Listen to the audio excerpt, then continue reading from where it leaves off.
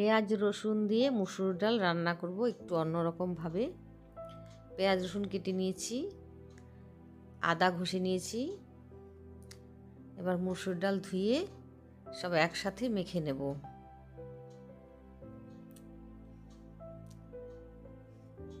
নুন, হলুদ, সরষের তেল একসাথে মেখে একটু কড়াইতে নেড়ে নেব।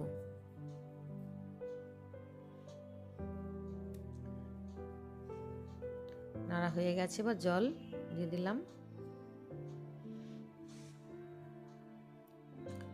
গরম জল, খুব বেশি সেদ্ধ করব না। ফোড়নে দিয়ে দিলাম সরষের তেল, জিরে, তেজপাতা। হয়ে গেছে পেঁয়াজ রসুন দিয়ে মুসুর ডাল সহজভাবে রান্না।